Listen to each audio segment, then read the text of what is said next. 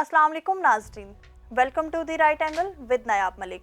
नाजरीन, हमारे माशरे में एक और अफसोसनाक वाक़या सामने आया जो कि आज मैं आपके साथ पूरी तफसील के साथ शेयर करूंगी। नाजरीन, एक और माँ की बेटी जालिमों का निशाना बन गई, एक और घर उजड़ गया। नाजरीन, कराची के एक इलाके हॉक्सबे मुशर्रफा कॉलोनी में 20 साला आयशा को बेरहमी से कत्ल कर दिया गया। आयशा की लाश पर तशद्दुद के वाज़ह निशान भी मौजूद थे। नाजरीन, अफसोस और दिल दहलाने वाली बात तो ये है कि ये सब करने वाले कोई और नहीं, उसके अपने ही घर वाले थे। आयशा जैसी नादान लड़की पर जुल्म करने वाले कोई और नहीं बल्कि उसके अपने ससुराल वाले थे, जिन्होंने आयशा का गला दबाकर उसे कत्ल कर दिया। आयशा की लाश उसके कमरे से मिली। जिस वक्त आयशा मरी उस वक्त उसका शौहर नौकरी पर था। पर सवाल तो ये उठता है कि अगर उसका शौहर नौकरी पर था तो ये जुल्म उस पर किसने किया, आयशा को कत्ल किसने किया। नाज़रीन, बात सिर्फ यहाँ खत्म नहीं होती।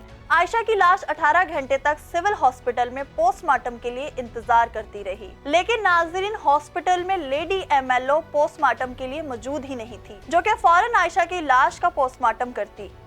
जब हमारे माशरे में एक लाश इंसाफ के इंतजार में पड़ी रही तो हम किस इंसाफ की बात करते हैं। साथ ही नाजरीन, आयशा के वालिदैन का कहना था कि उनकी बेटी आयशा की गर्दन पर रस्सी के निशान थे।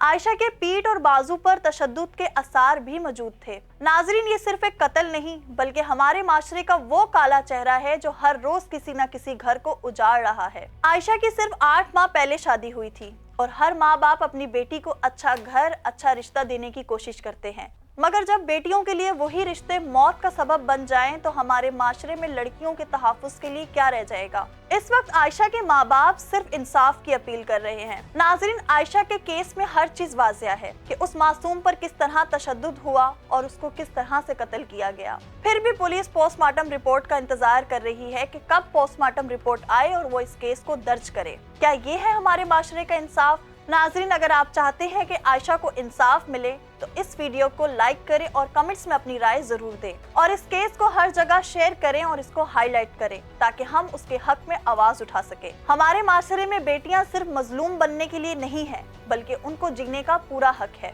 क्या आयशा को इंसाफ मिलेगा? अपनी राय हमें कमेंट सेक्शन में जरूर दीजिए। मिलती हूँ मैं आपसे अपनी अगली वीडियो में, तब तक के लिए अल्लाह हाफिज।